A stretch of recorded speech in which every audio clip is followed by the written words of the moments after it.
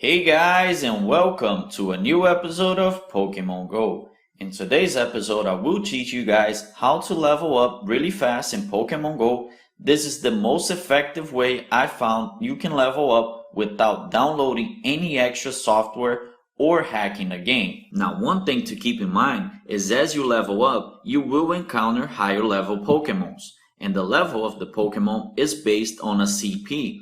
Now the lower CP Pokemon become useless very fast, so you need to level up really quickly before you can even start getting attached to any Pokemon. Now if you don't know, CP stands for Combat Points.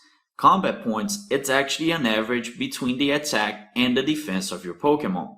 The CP of the Pokemon cannot be increased or trained, so only your trainer level will be increased in this tutorial. But as I've mentioned, as you level up, you will find a lot stronger Pokemon and you will be able to evolve in the game. Now my first advice here is forget about gyms all the way up to level 5. Gyms will yield you very little experience points for all the effort you have to put into it. Also guys, gyms are a lot harder to find and you have to go a lot further to get to one. So avoid gyms all the way up to level 5 and I will teach you guys why. Okay, so you've just started the game, you are at level 1.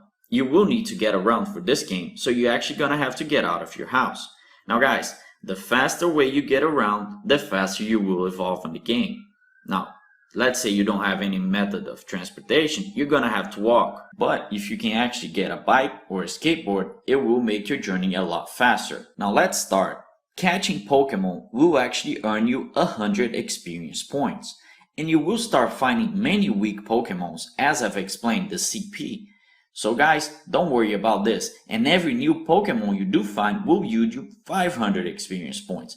Just so you guys have a little comparison, you will need to train at a friendly gym for 10 battles in order to earn the same 500 experience points you get for catching a new Pokemon. Now while you're going around and catching new Pokemons, you also have a chance of earning nice throws and great throws. The nice throw will yield you 10 extra experience points and a great throw will actually earn you 50 experience points. So the great advice here, just walk around as fast as you can, catch as many Pokemons as you can, because in between those Pokemons you will find Pokestops. Now a Pokestop is very easy, you just have to click on it and you earn free items. Every Pokestop you do find will earn you 50 experience points. Now they each have a 5-minute cooldown. So if a Pokestop is purple, you cannot earn any experience or items from it. But 5 minutes after, they will turn blue and you can hack them again. At those Pokestops, you might find items or eggs. Pokemon eggs, after they hatch, you need to walk 1 kilometer. After the 1 kilometer, you will earn 200 experience points for each egg that hatches. Now guys, if the hatched egg is a new Pokemon, you will also earn the new Pokemon experience of 500. So actually having an egg might earn you 700 experience points. While catching a lot of Pokemons, you might find Pokemon that have very little evolution shards. Now in Pokemon Go, if you didn't know, you will evolve your Pokemons based on evolution shards. Now every Pokemon has a different count, but let's take Caterpie for example.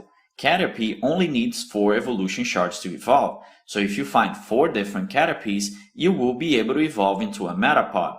Evolving a Pokemon will yield you 500 experience points, and if you don't have the evolved Pokemon, it will gain you an extra 500. So just by evolving 4 Caterpies, you might get 1000 experience points. Okay, so as you can see, the basic is just go around as fast as you can, catch as many Pokemon as you can, find Pokestop, hatch eggs and everything. Avoid gyms at all costs.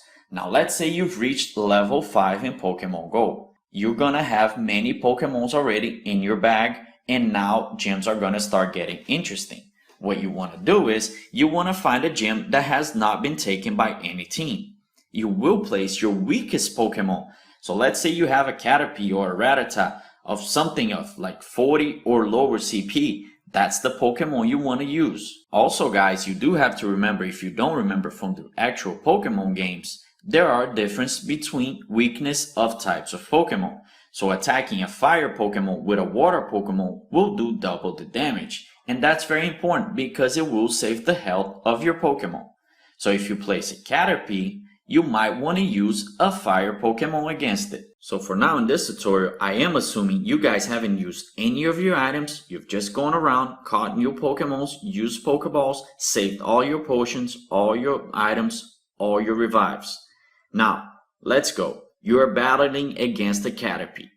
You want to use Pokemons at least 3 times more CP than the Pokemon you're actually battling. So if you're battling a 40 CP Pokemon, you will need to use 120 CP or higher. This is actually so you can actually gain experience that is worth it for gems. So I'm not saying you can't be a 40 CP Pokemon with a 41 CP Pokemon. I'm just saying it's not going to be worth it. So let's say you're using 120 CP against a 40 CP. What you're going to do here, guys, you're actually going to be able to beat that Caterpie 4, 5, or maybe 6 times just using that same Pokemon. If you didn't know, for you to deploy a Pokemon at a gym, it needs to be full health. But for you to battle against that Pokemon, you do not need to use a Pokemon at full health.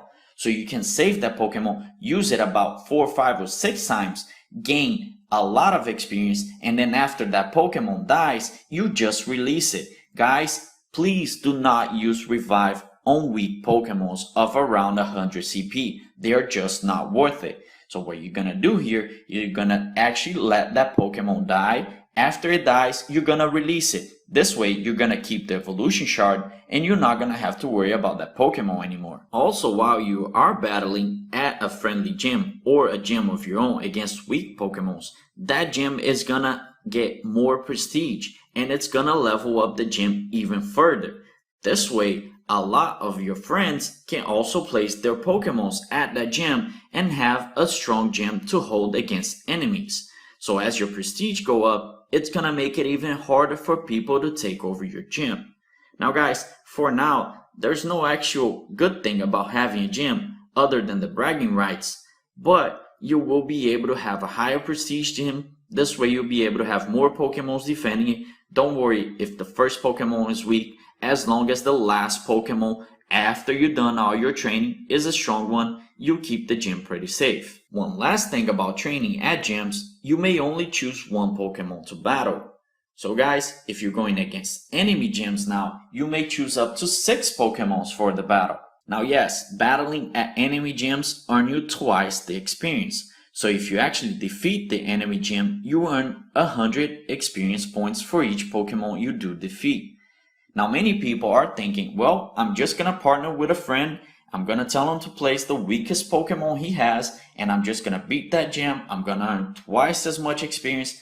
But you do have to remember guys, if you do beat a level 1 gym twice, it will turn gray again. So you will need that player to put another Pokemon in, and then you have to beat it again. It's kind of a cheating thing, and it's not really worth it that much. You will only earn about 200 experience points for like every 20 minutes. And if you just go around every 5 minutes catching Pokemon, you can be earning 500 experience points. So the great advice is here for leveling up really fast. Do not go near any gym until you're actually level 5. After you reach level 5, place a very weak Pokemon, train against them with your 100, 200 CP Pokemons, let it die. After it dies, you just release the Pokemon. Don't bother reviving it because as you level up, you will find a lot stronger Pokemon all around much easier. Potion or whatever. No. We have this. We need one more hit. No. Voltorb. Voltorb, buddy.